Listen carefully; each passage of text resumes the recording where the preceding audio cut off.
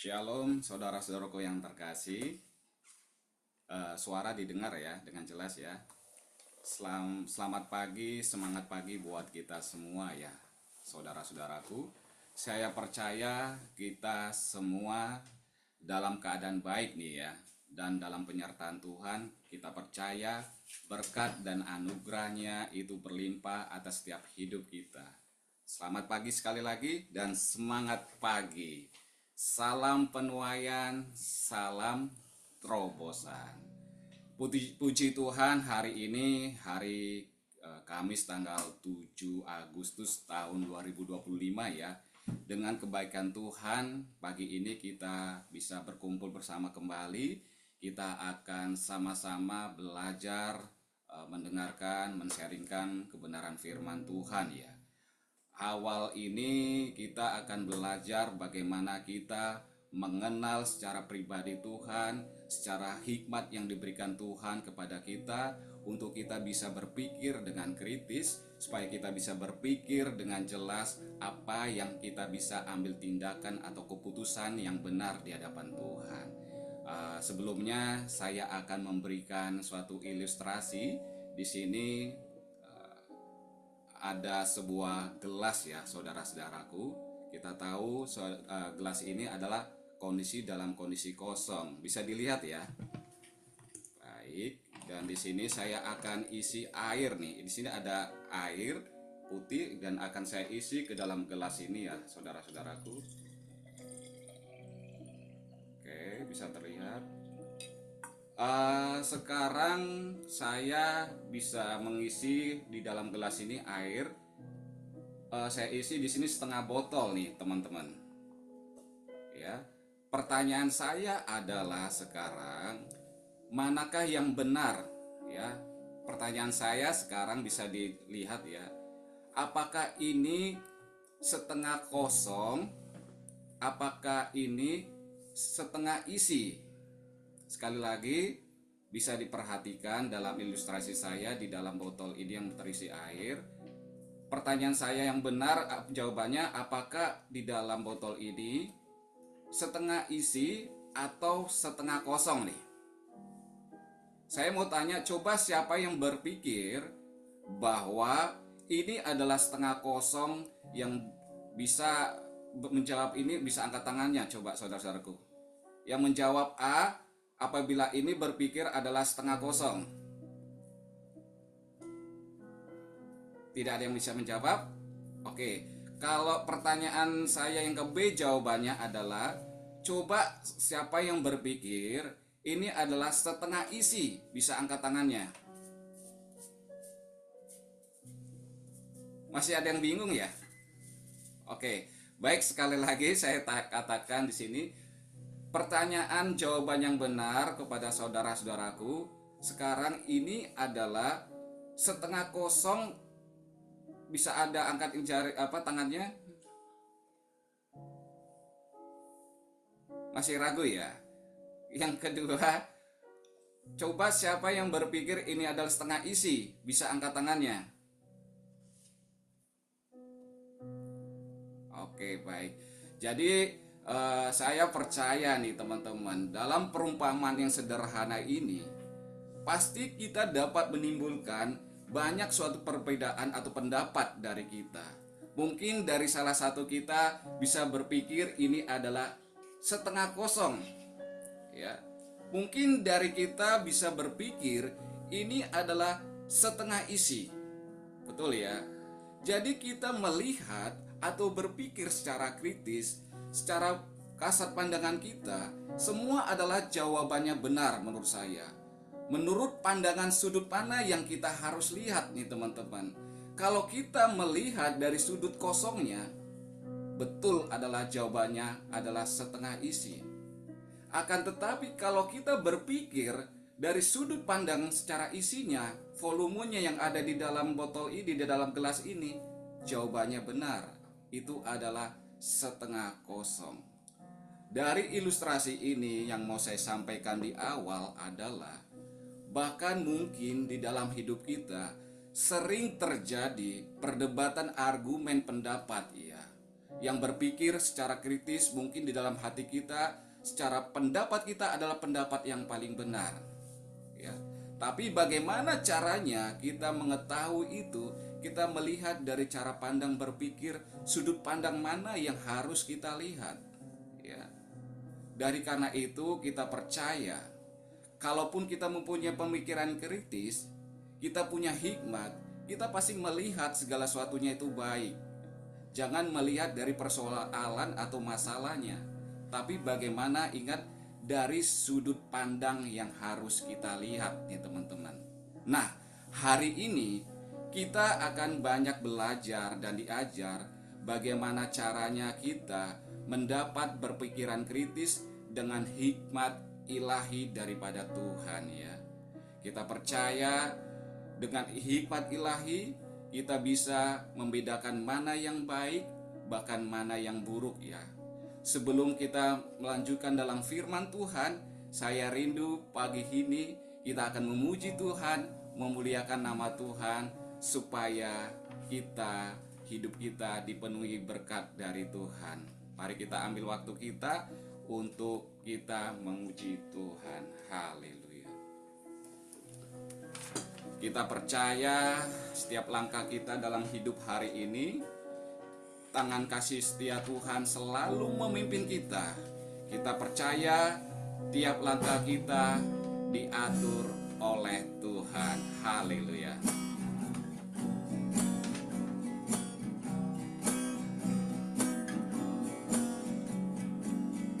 Tiap langkahku diatur oleh Tuhan, dan tangan kasih-Nya memimpinku. Amin.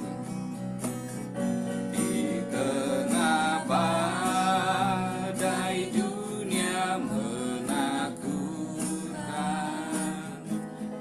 hatiku tetap tenang teduh.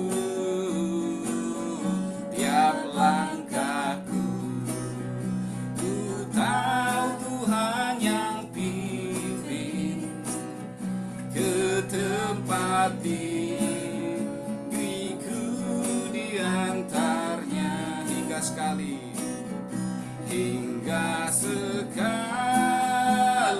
nanti aku tiba. Amin.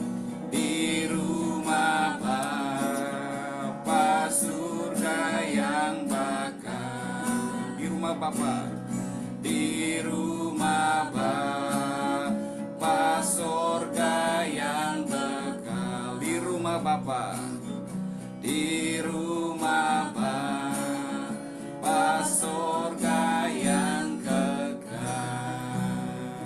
Berikan kemuliaan bagi Tuhan Yesus Kristus.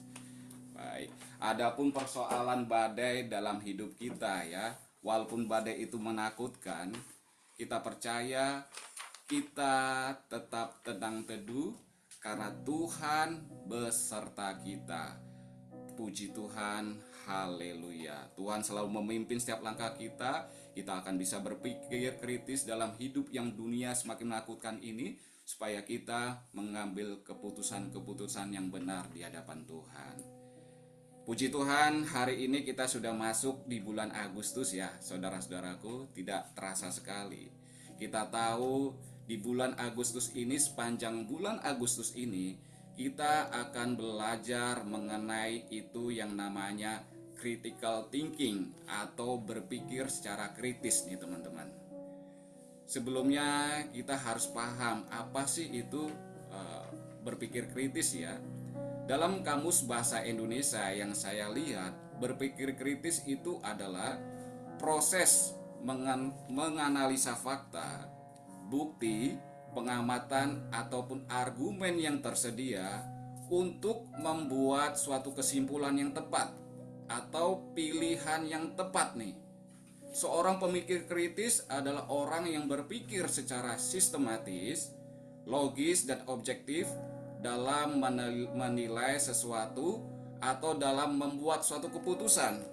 Bukan orang yang suka mencari-cari kelemahan seseorang ya. Beberapa contoh ciri orang ciri-ciri pemikir kritis adalah tidak mudah mempercayai informasi yang tidak jelas sumbernya nih, tidak mudah tersinggung ketika dikritik, dan selalu menimbang sisi baik dan buruk sebelum memutuskan sesuatu. Keterampilan berpikir kritis itu sangat penting untuk mengidentifikasi dan memecahkan suatu masalah. Di dalam kehidupan Kristen sangat penting kita untuk berpikir kritis nih. Oleh karena itu, yuk kita belajar pagi ini, kita belajar dari sebuah kisah tokoh pahlawan iman yang penuh hikmat dalam Alkitab, yaitu namanya Raja Salomo. Mari kita renungkan firman Tuhan pagi ini. Kita baca cerita dari Raja Salomo yang berhikmat. Kita buka 1 Raja-Raja 3 ayat 16 sampai ke 28. Sekali lagi saya ulang, 1 Raja-Raja 3 ayat 16 sampai 28. 1 Raja-Raja 3 ayat 16 sampai 28. Di sini perikopnya hikmat Salomo pada waktu memberi keputusan. Ya, saya akan bacakan dengan cepat. Pada waktu itu masuklah 2 orang perempuan sundal menghadap raja. Lalu mereka berdiri di depannya. Kata perempuan yang satu, "Ya tuanku, aku dan perempuan ini diam dalam satu rumah, dan aku melahirkan anak pada waktu dia ada di rumah itu. Kemudian pada hari ketiga, sesudah aku, perempuan ini pun melahirkan anak. Kami sendirian, tidak ada orang luar bersama-sama kami dalam rumah. Hanya kami berdua saja dalam rumah. Pada waktu malam, anak perempuan ini mati karena ia menidurinya.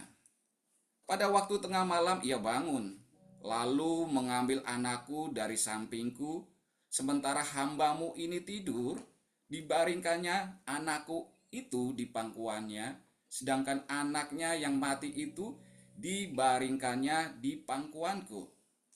Ketika aku bangun pada waktu pagi untuk menyusui anakku, tampaklah anak itu sudah mati. Tetapi ketika aku mengamati dia pada waktu pagi itu, tampaklah bukan dia anak yang kulahirkan. Kata perempuan yang lain itu, bukan anakkulah yang hidup dan anakmulah yang mati.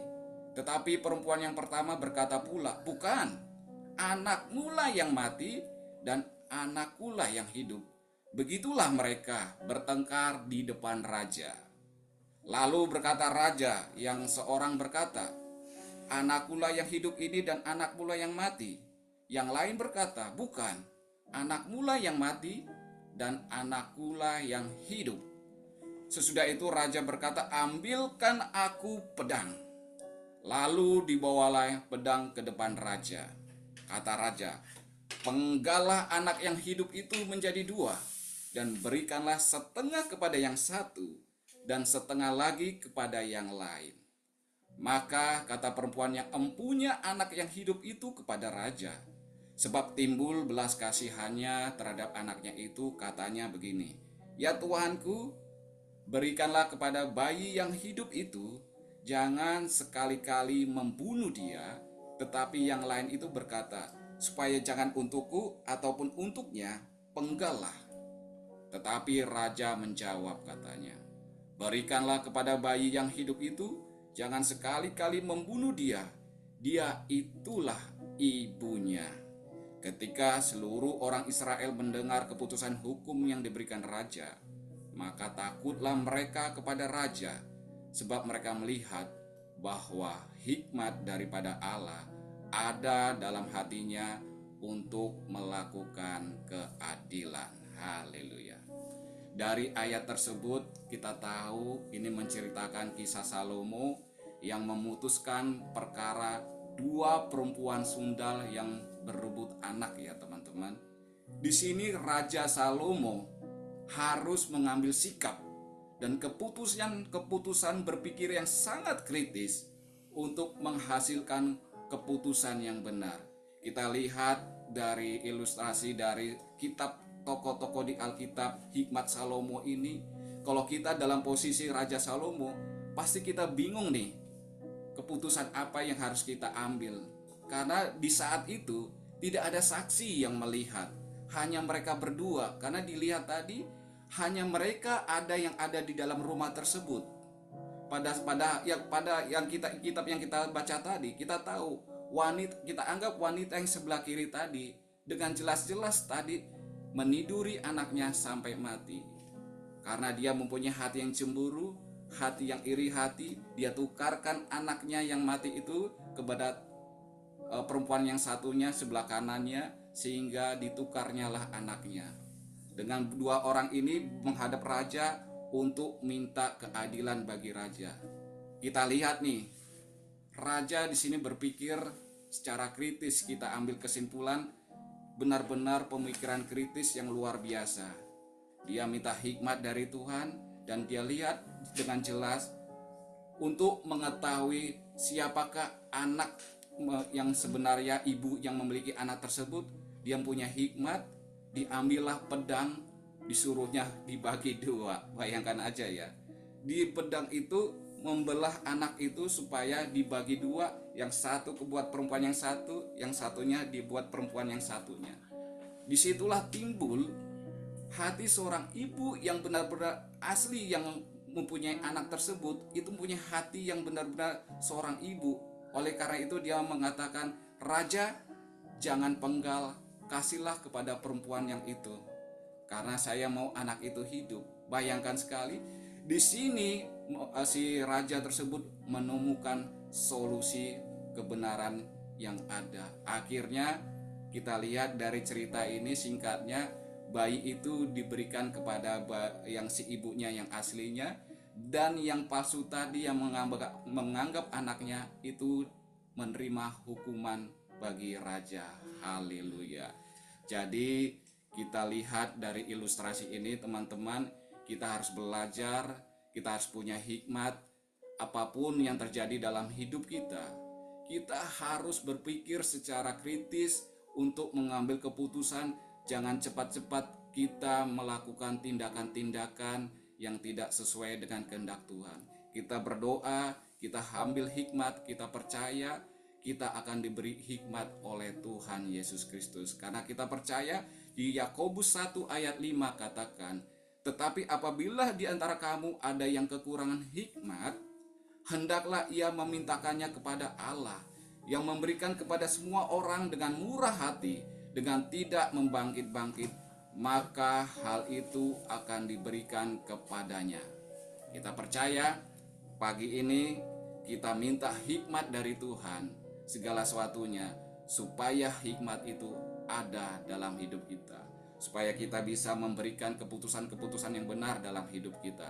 Apapun persoalan-persoalan dalam hidup kita, bahkan itu dalam penyakit mungkin, ekonomi, keluarga, segala sesuatunya, apapun masalah dalam hidup kita, kita bisa mengambil keputusan yang benar di hadapan Tuhan, karena Tuhan memberikan hikmat yang benar dalam hidup kita. Seperti Raja Salomo yang kita dengar tadi. Haleluya. Dari kesimpulan ini kita akan bisa ambil, yaitu Tuhan memberikan hikmat bagi yang meminta dengan tulus ya teman-teman. Pertama, Tuhan memberikan hikmat bagi yang meminta dengan tulus. Oke. Yang kedua, hikmat ilahi mampu membongkar kepalsuan dan mengungkap kebenaran. Ya. Ketiga, dengan cerita ilustrasi tadi kita lihat cinta sejati selalu siap berkorban. Seperti apa tadi? Seorang ibu yang rela anaknya untuk menjadi suatu keselamatannya, supaya anaknya itu direlakannya kepada perempuan sundal yang sebelahnya. Di situ melihat adanya cinta sejati yang selalu siap berkorban. Dengan cinta sejati itu Tuhan melihat hati kita dan kebenaran akan diungkapkan. Haleluya. Nah, yang terakhir di sini yang saya mau sampaikan adalah poin kebijakan yang memuliakan Tuhan akan dikenal dan dihargai. Seperti 1 Raja-Raja 16 ayat 28 tadi, ketika seluruh orang Israel mendengar keputusan hukum yang diberikan raja, maka takutlah mereka kepada raja, sebab mereka melihat bahwa hikmat daripada Allah ada dalam hatinya untuk melakukan keadilan.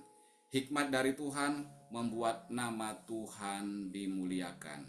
Hidup kita adalah kesaksian. Ketika hidup dengan hikmat, orang akan melihat Tuhan melalui hidup kita.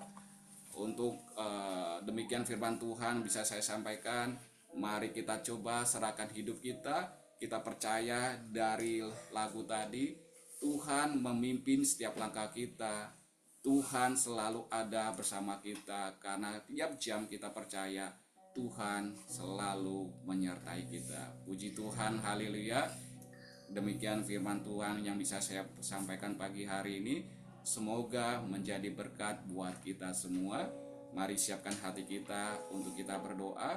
Sebelumnya kita nyanyikan satu pujian lagi buat Tuhan, karena kita percaya kita adalah ahli waris Tuhan. Kita semua telah ditebus menjadi ciptaan baru, dan kita percaya kita adalah orang-orang yang berbahagia. Haleluya.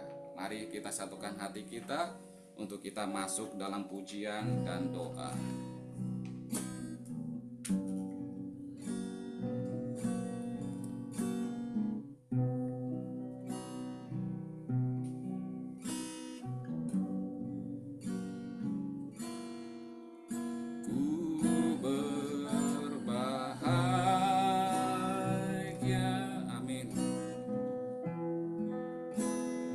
Yakin teguh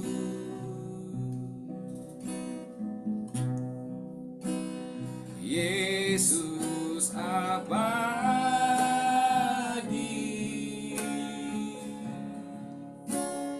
kepunyaanku, aku warisnya. Aku warisnya, ku ditebus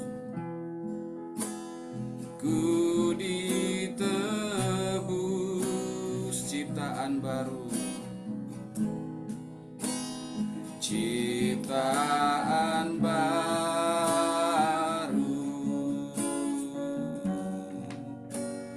Roh Kudus, aku bernyanyi, aku bernyanyi,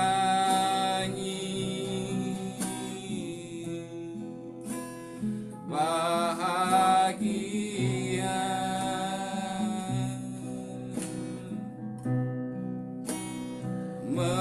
memuji Yesus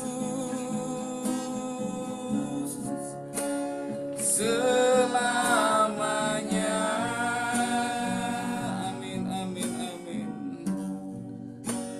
Aku bernyanyi,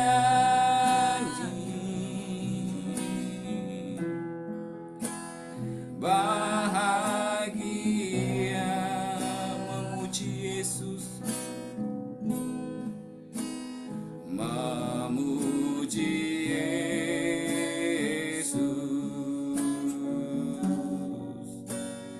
selamanya, memuji Yesus selamanya,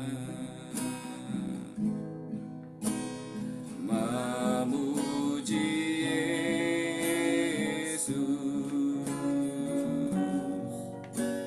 selamanya. Haleluya, haleluya. Mari kita berdoa. Terima kasih Tuhan, kami berbahagia karena kami percaya iman yang kami imani dengan teguh Tuhan. Kami adalah sebagai waris-Mu yang telah Kau tebus sebagai ciptaan baru Tuhan. Terima kasih Bapa, terima kasih Yesus.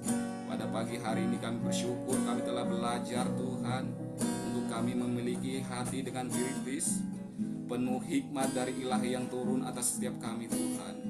Kami percaya kami meminta hikmat daripada-Mu Tuhan, untuk kami bisa mengambil keputusan-keputusan benar dalam hidup kami Tuhan. Terima kasih Bapa, terima kasih Yesus. Berkati urapi setiap kami Tuhan, supaya kami penuh dengan hikmat daripada-Mu, dan firman-Mu adalah hidup dalam setiap kami Tuhan. Kami percaya kami adalah orang-orang yang diurapi Tuhan. Terima kasih Yesus. Kami juga dalam kesempatan ini berdoa Bapa, buat saudara-saudara kami yang sedang sakit di dalam nama Tuhan Yesus Kristus. Biarlah ilahi kesembuhan dari surgawi turun atas setiap bagi kami saudara-saudara yang sakit di dalam nama Tuhan Yesus Kristus. Kesembuhan terjadi karena Engkau adalah Allah Yehova Rafa, Allah yang menyembuhkan di dalam nama Yesus Kristus. Dengan bilur-bilur, dengan darah anak domba Allah Yesus Kristus, Engkau angkat segala penyakit-penyakit itu Tuhan. Kami percaya kami mempunyai Allah yang luar biasa. Terima kasih Bapa. Kami juga serahkan hidup kami ke dalam tangan-Mu Tuhan. Biarlah hari-hari ini kami penuh berkat daripada-Mu Tuhan. Hanya di dalam nama Tuhan Yesus Kristus kami telah berdoa dan mengucap syukur. Mari sama-sama katakan 3 kali. Amin, amin, amin.